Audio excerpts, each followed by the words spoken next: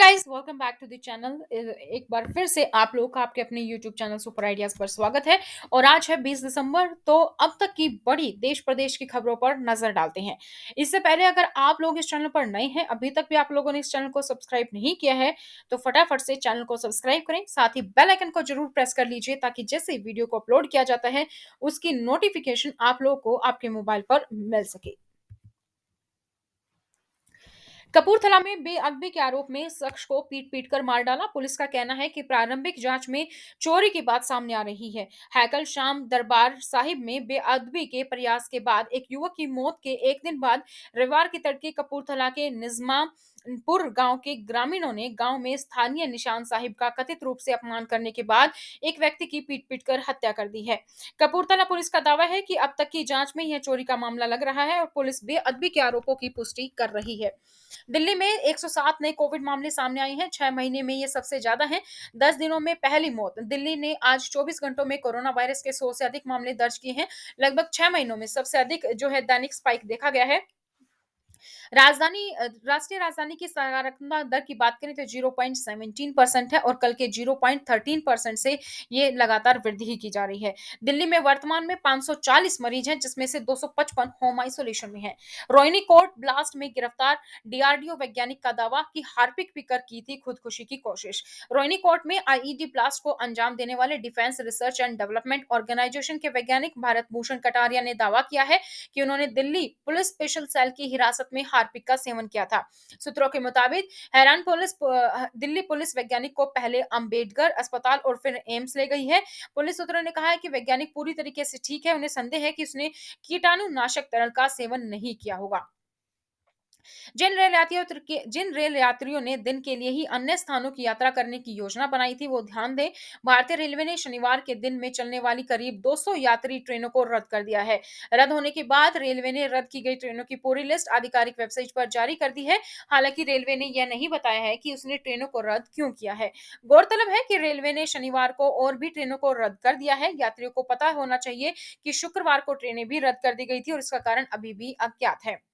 गुजरात में ब्रिटेन से लौटे 2 ओमिक्रॉन के संक्रमित पाए गए हैं। ईरान ने पहले ओमिक्रॉन मामले की रिपोर्ट दी। अधिकारियों ने कहा कि एक वर्षीय जो है एनआरआई और एक किशोर लड़का जो हाल में यूनाइटेड किंगडम से गुजरात आया था, कोविड 19 के ओमिक्रॉन संस्करण संस्करण से संक्रमित पाया गया है। इसके साथ ही राज्य के ऐसे मामलों की कुल संख्या 9 हो गई है। राज्य मीडिया ने रविवार को बताया कि ईरान ने नए ओमिक्रॉन संस्करण के अपने पहले मामले का पता लगाया है, जैसे कि एपी द्वारा रिपोर्ट भी किया गया है। देश ने अपने 85 मिलियन आबादी में से 60% का टीकाकरण कर लिया है। Guilty conscious. योगी आदित्यनाथ ने अखिलेश यादव के सहयोगी पर छापे का समर्थन किया। उत्तर प्रदेश के मुख्यमंत्री योगी आदित्यनाथ ने रविवार को राज्य के चुनाव से पहले समाजवादी पार्टी के प्रमुख अखिलेश यादव के सहयोगियों पर आयकर छापे का बचाव किया। सरकारी एजेंसियों को राजनीतिक विरोधियों को पकड़ने के लिए निर्देशित करने के आरोपों को खारिज कर दिया है। मैंने देखा कि कल समाजवादी पार्टी आयकर छापों से पीड़ित हो रही थी, इसीलिए मैंने किसी से पूछा क्यों। पत्रकार ने जवाब दिया, चोर की डाडी में तिनका। क्या कोई सोच सकता है किसी की संपत्ति 200 कैसे बढ़ सकती है? 5 साल में कई बार आदित्यनाथ का ये कहना है। Goa liberation day. गोवा पहले आजाद हो गया होता तो अगर पटेल लंबे समय तक जीवित रहते। पीएम मोदी का कहना है ये।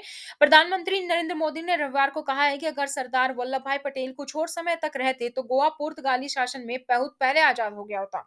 मोदी गोवा मुक्ति दिवस मनाने के लिए एक कार्यक्रम में बोल रहे थे, जिसे हर साल 19 दिसंबर को मनाया जाता है। उस दिन को चिन्हित करने के लिए जब भारतीय सशस्त्र बलों ने 1961 में तटीय राज्य को पुर्तगाली शासन से मुक्त किया था। मोदी ने कहा कि अगर सरदार वल्लभ भाई पटेल थोड़े और समय जीवित होते तो गोवा पहले ही आजाद हो जाता। मोदी ने स्वतंत्रता सेनानियों की भी सराहना की, जिनमें गोवा के बाहर के लोगों को भी शामिल हैं, जिन्होंने राज्य की आजादी के लिए लड़ाई लड़ी। हरवन मुठभेड़ में 5 साल से सक्रिय लश्कर ए तैयबा का आतंकी आईजीपी कश्मीर पुलिस का कहना है। पुलिस ने रविवार को श्रीनगर के हरवान इलाके में सुरक्षा बलों के मुठभेड़ में मारे जाने वाले आतंकवादी की पहचान लश्कर संगठन से जुड़े पाकिस्तान की कराची निवासी सैफुल्ला उर्फ अबू खालिफ उर्फ सवाज के रूप में की है। आईजीपी कश्मीर विजय कुमार के अनुसार खालिद ने 216 में घुसपैठ की थी और तब से वह हरवान के सामान्य इलाके में सक्रिय था।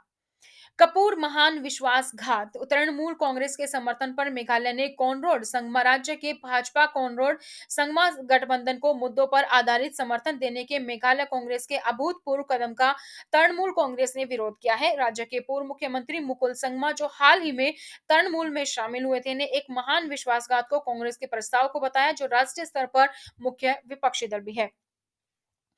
रोहिणी कोर्ट ब्लास्ट में गिरफ्तार डीआरडीओ वैज्ञानिक का दावा, हार्पिक पीकर की थी खुदकुशी की कोशिश।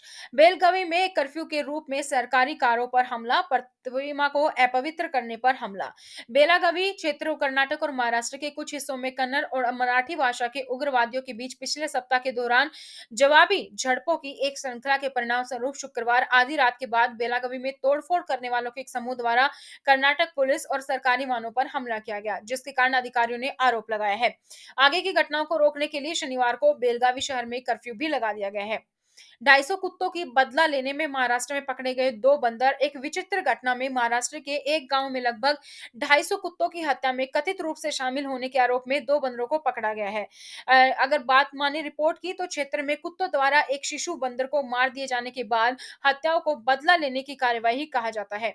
बीड वन अधिकारी सचिन कांड ने कहा है कि नागपुर वन विभाग की टीम ने कई पिल्लों की हत्या में शामिल 2 बंदरों को बीड में पकड़ लिया है। लड़कियों की शादी की उम्र 21 साल करने पर चिदंबरम की सलाह। चिदंबरम ने कहा है कि वर्ष 2022 का उपयोग लड़के या लड़की के 21 वर्ष की आयु प्राप्त करने के बाद ही शादी के लाभों पर बड़े पैमाने पर शैक्षिक अभियान के लिए किया जाना चाहिए। लड़कियों के लिए शादी की उम्र को बढ़ाकर 21 करने और इसे लड़कों के समान बनाने की समझदारी पर बहस चल रही है और मेरा विचार है कि शादी की उम्र 21 साल में लड़कियों और लड़कों दोनों के लिए समान होना चाहिए, लेकिन संशोधित कानून 1-1-2023 और उसके बाद लागू होना चाहिए। वर्ष 2022 का उपयोग लड़के और लड़की के 21 वर्ष की आयु प्राप्त करने के बाद ही शादी के लाभों पर बड़े पैमाने पर शैक्षिक अभियान के लिए किया जाना चाहिए, ये कहना है चिदंबरम का। आईफोन मेकर फॉक्सकॉन इंडिया में फूड पॉइजनिंग के बाद 150 अस्पताल में भर्ती हुए हैं। मजदूरों का विरोध है। एक पुलिस अधिकारी ने रविवार को कहा है कि फॉक्सकॉन इंडिया इकाई में खाद्य विषाक्तता की घटना के विरोध में राजमार्गों को अवरुद्ध करने के लिए पुलिस ने कई लोगों को हिरासत में लिया है जो एप्पल इंक के आईफोन बनाती है। नवी मुंबई स्कूल के 16 छात्रों का जो कोविड टेस्ट है वो पॉजिटिव आया है। कक्षा 8 से 11 के छात्र हैं। नवी मुंबई नगर निगम के अधिकारियों ने बताया है। छात्रों में से एक का पिता 9 दिसंबर को कतर से लौटा था। वह व्यक्ति जो अपने परिवार के साथ घनसोली के गोठावली में रहता है ने कोविड 19 संक्रमण के लिए नेगेटिव परीक्षण किया था। हालांकि जब उसके परिवार के सदस्यों का परीक्षण किया गया तो उसका बेटा स्कूल का 11वीं कक्षा का छात्र संक्रमित पाया गया। इसके बाद स्कूल में सभी छात्रों शेतकारी शिक्षण संस्थान के परीक्षण की प्रक्रिया शुरुआत हुई है और अब तक 16 लोग पॉजिटिव पाए गए हैं। अब तक स्कूल में पिछले 3 दिनों में 811 छात्रों का परीक्षण किया गया है। यह अभ्यास शनिवार को 6 से अन्य लोगों पर किया जाएगा। पंडित आओ कुछ भी खाओ पैसे ले लो, जीतन राम मांझी ने ब्राह्मणों पर टिप्पणी के बाद तूफान शुरू कर दिया है। बिहार के पूर्व मुख्यमंत्री और हिंदुस्तानी आवाम मोर्चा के प्रमुख जीतन राम मांझी ने ब्राह्मण समुदाय के खिलाफ कथित अपमानजनक टिप्पणी करने के बाद विवाद खड़ा कर दिया है। शनिवार को पटना में भुइया मुसहर समुदाय द्वारा आयोजित एक कार्यक्रम में बोलते हुए मांझी ने धर्म के नाम पर हो रही राजनीति का मुद्दा उठाया है और पंडितों के खिलाफ अपमानजनक शब्दों का इस्तेमाल किया है। उन्होंने कहा आजकल गरीब तबके के लोगों में धर्म के प्रति समर्पण ज्यादा देखा जा रहा है। हम भगवान सत्यनारायण का नाम और पूजा नहीं जानते थे, अब हम हर तोले में भगवान सत्यनारायण की पूजा करते हैं। उन्हें कोई शर्म नहीं है क्योंकि ये पंडित आते हैं और कहते हैं वे आपके घर पर कुछ नहीं खाएंगे बल्कि पैसे लेना पसंद करेंगे। जीतन राम मांझी का ये बयान था। मध्य रेलवे ने रविवार को ठाणे और दीवा कॉरिडोर के बीच ट्रेन सेवाओं को 18 घंटे के लिए रोक दिया है। मध्य रेलवे ने एक बयान में कहा कि ट्रेन सेवाओं का निलंबन सोमवार दोपहर 2 बजे तक जारी रहेगा। 18 घंटे की रुकावट ठाणे और दीवा धीमी गलियारे पर 5वीं और छठी रेलवे लाइनों के काम के लिए एक बुनियादी ढांचा ब्लॉक है। मध्य रेलवे के अनुसार इस अवधि के दौरान कलवा और मुरंबा स्टेशनों पर उपनगरीय सेवाएं उपलब्ध नहीं होंगी। इसके अलावा सोमवार 20 दिसंबर तक कुल 11 ट्रेनों को रद्द कर दिया गया है। इसके परिणाम स्वरूप मध्य रेलवे ने नगर पालिका अधिकारियों के साथ मिलकर यात्रियों के लाभ के लिए बसों की व्यवस्था भी की है। ओमिक्रॉन तमिलनाडु 7 दिवसीय होम क्वारंटाइन जो है वो मैंडेटरी कर दिया गया है अगर आप अंतर्राष्ट्रीय यात्री हैं, यानी कि बाहर से अगर आप इंडिया ट्रैवल कर रहे हैं।